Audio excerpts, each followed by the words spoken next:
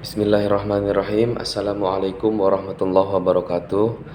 Nama saya Slamet Hadi Purnomo, kelas B25 dengan NIM 23811309744. Baik, saya akan menjawab soal ujian tengah semester mata kuliah Siberkultur.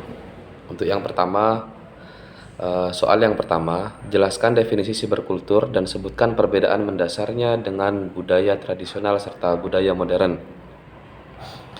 Jawaban yakni siberkultur adalah budaya yang terbentuk dari penggunaan internet dan teknologi digital, di mana interaksi, komunikasi, dan ekspresi manusia berlangsung di ruang cyber. Perbedaan mendasar. Dengan budaya tradisional, siberkultur tidak terikat dengan ruang dan waktu. Identitas lebih fleksibel dan penyebaran informasi sangat cepat. Dengan budaya modern, siberkultur lebih interaktif, partisipatif, pengguna sebagai kreator konten, serta banyak aktivitas berpindah ke dunia virtual. Baik, untuk yang soal nomor 2, anonimitas di ruang cyber memiliki sisi positif dan negatif. Berikan contoh nyata dari kedua sisi tersebut dan analisis pengaruhnya pada budaya internet. Jawab. Anonimitas di ruang cyber sisi positif dan negatif. Anonimitas adalah kondisi saat pengguna dapat berinteraksi di internet tanpa mengungkapkan identitas asli. Sisi positif dan contoh. Kebebasan pendapat, misalnya warga menyampaikan kritik sosial atau pemerintah tanpa takut ditekan. Yang kedua, mengekspresikan diri lebih leluasa, misalnya forum curhat atau komunitas kesehatan mental yang menjaga privasi. Dampak pada budaya internet, mendorong kreativitas, keberanian, dan keterbukaan dalam berbagai informasi. Yang selanjutnya yakni sisi negatif dan contohnya.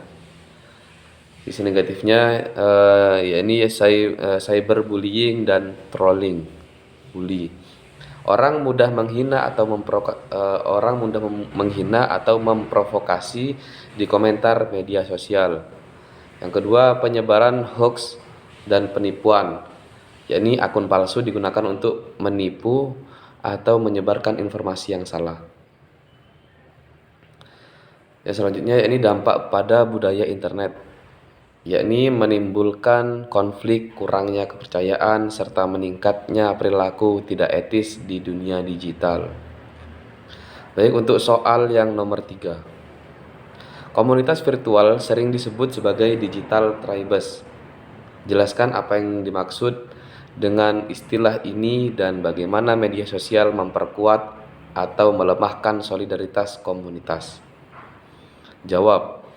Komunitas virtual sebagai digital tribes. Digital tribes adalah kelompok komunitas virtual yang terbentuk berdasarkan minat, hobi, preferensi, atau identitas tertentu di internet. Anggotanya saling terhubung melalui platform digital meskipun tidak saling mengenal secara langsung. Peran media sosial dalam solidaritas komunitas, yakni memperkuat solidaritas, memudahkan anggota berbagi informasi dan dukungan secara cepat, menumbuhkan rasa memiliki dan kebersamaan dalam grup online. Contoh, komunitas fandom yang saling mendukung idolanya. Selanjutnya, yakni melemahkan solidaritas.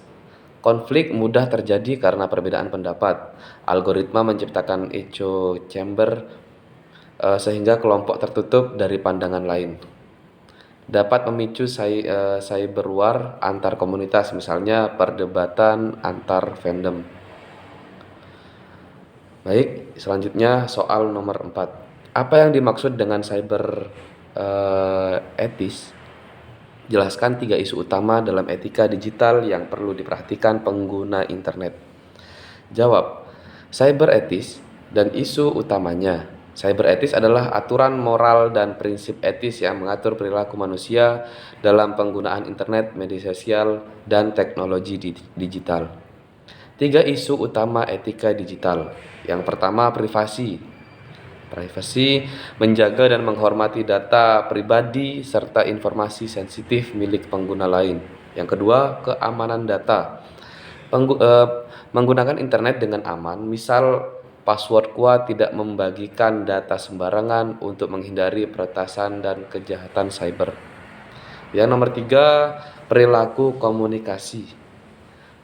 Berinteraksi secara sopan, tidak menyebarkan hoax, tidak melakukan cyberbullying atau ujaran kebencian. Baik, selanjutnya soal nomor 5.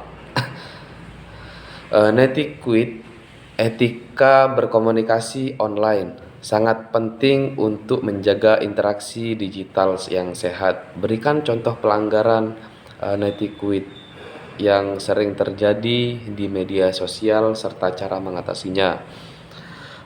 Jawab, netiquette atau pelanggaran dan cara mengatasinya.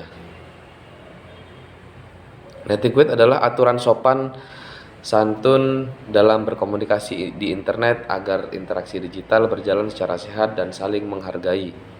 Contoh pelanggaran netiquette: komentar kasar atau menghina, atau istilah lainnya cyberbullying. Yang nomor 2, menyebarkan hoax atau informasi tanpa cek fakta. Nomor 3, spam seperti promosi berlebihan atau kiriman berulang. Nomor 4, mengirim pesan tanpa etika, huruf kapital semua, mengganggu di jam tidak wajar. Cara mengatasinya seperti apa? Yakni berpikir sebelum memposting dan pastikan informasinya benar. Lalu gunakan bahasa yang sopan dan hargai pendapat orang lain. Laporkan akun bermasalah dan hindari provokasi. Dan yang terakhir, tetapkan batas komunikasi sehat sesuai norma digital. Baik, hanya itu saja yang dapat saya sampaikan. Kurang lebihnya, atas kekurangan saya mohon maaf. Assalamualaikum warahmatullahi wabarakatuh.